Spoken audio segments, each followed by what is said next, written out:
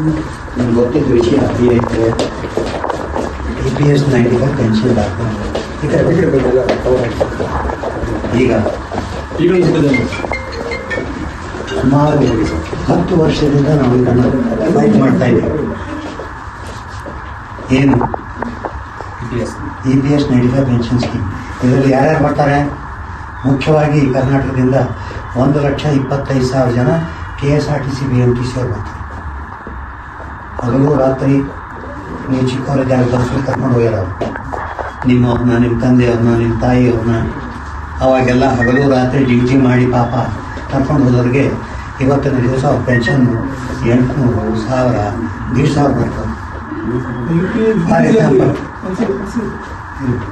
ಆಮೇಲೆ ಈಗ ನೋಡ್ರಿ NMDC ನ್ಯಾಷನಲ್ ಸೆಂಟರ್ ಡೆವಲಪ್ಮೆಂಟ್ ಅಷ್ಟೇ. ಎಸ್ಕಾಟ್ ಅವರು, ಕಿರ್ಲೋಸ್ಕರ್ ಅವರು, ITIದವರು, HAN ಅವರು, ಆಮೇಲೆ ಮೈಕೋನವರು. ಹೀಗಾಗಿ ಏನಾಗ್ಬಿಟ್ಟಿದೆ, 81 ಲಕ್ಷ ಜನ ದೇರ್ ಇನ್ ಡೋರ್ಡಮ್ಸ್. ತೇಜಸ್ವಿ ಅವರು ಸಾಕಷ್ಟು ಸರಿ ನಾನು ಹೇಳಿ ಮಾತಾಡ್ತೀನಿ ಅಂತ ಹೇಳ್ಯಾರ. ಅವ್ರಿಗೆ ಟೈಮ್ ಸಿಕ್ಕಿಲ್ಲ. ಕರೆಕ್ಟಾಗಿ ಹೇಳ್ತೀನಿ ನಾನು. ನಮ್ದೇನಂದರೆ ಅವ್ರು ಕೆಲಸ ಮಾಡ್ತಾ ಇಲ್ಲ ಅಂತ ನಾನು ಹೇಳೋದು. ರಾಷ್ಟ್ರದ ಅಭಿವೃದ್ಧಿ ಸಲುವಾಗಿ ಎಲ್ಲರೂ ಕೆಲಸ ಮಾಡ್ತಾ ಇದ್ದಾರೆ. ಬರೀ ನಾನು ಡೆವಲಪ್ಮೆಂಟ್ ಮಾಡಿ ರಾಷ್ಟ್ರವನ್ನು ದೊಡ್ಡ ಮಾಡಿದರೆ ನಮ್ಮ ಹಿತನೂ ನೋಡ್ಕೋಬೇಕು.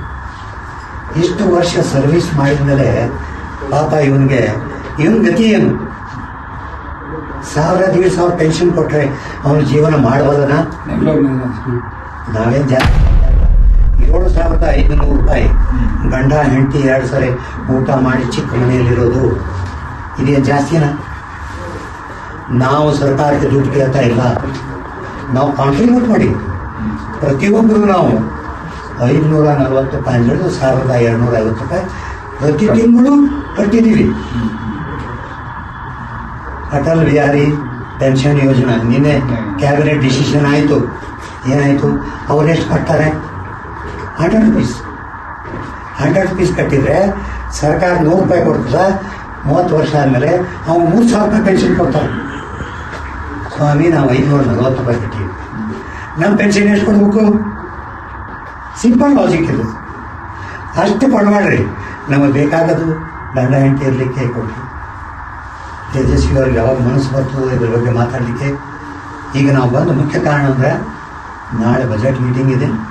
ಆ ಬಜೆಟಲ್ಲಿ ಇದು ಒಂದು ಮಾಡಿ ಪಾಸ್ ಮಾಡಿಸ್ಕೊಟ್ರೆ ಆ 81 ಲಕ್ಷ ಜನ ನಿಮಗೆಲ್ಲ ಆಶೀರ್ವಾದ ಮಾಡ್ತಾರೆ.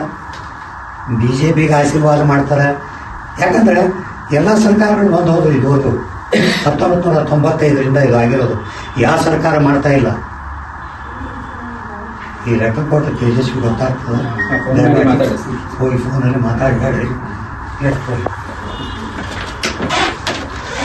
ಲೆಟರ್ ಫ್ಯಾಕ್ಸ್ ಮಾಡಿ. ಹಂಗೆ ಆದರೆ ನಂದೊಂದು ಅಪಾಯಿಂಟ್ಮೆಂಟ್ ಕೊಡಲಿ 6ನೇ ತಾರೀಕು. ಅವ್ರು ಕೊಡಲ್ಲ ರೀ. ಆರ್ಡರ್ ಮಿಸ್ಟರ್ ಮಾಡೋರಿಗೆ ಒಂದು ಫಾರ್ವರ್ಡ್ ಮಾಡಿ. ಇದರಲ್ಲೆಲ್ಲ ಇದೆ. ನರೇಂದ್ರ ಮೋದಿ ಸಾಹೇಬ್ರಿಗೆ, ಅಮಿತ್ ಶಾ ಅವರಿಗೆ ಮತ್ತು ನಿರ್ಮಲಾ ಸೀತಾರಾಮನ್ ಮುಖ್ಯವಾಗಿ ಆ 3 ಜನಕ್ಕೆ ಈ ಒಂದು ತಮ್ಮ ಮೇಲ್ ಮೂಲಕ ಕಳಿಸ್ಕೊಳ್ಳಿ.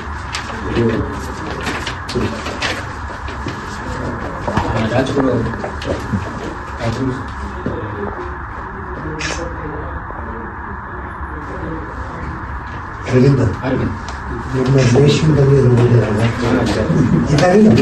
ಮತ್ತು ಅವ್ರ ಸಲುವಾಗಿ ಮಾಡಿದ್ರು. ನಮ್ಮ ರೆಪ್ರೆಸೆಂಟೇಟಿವ್ ಅಂತ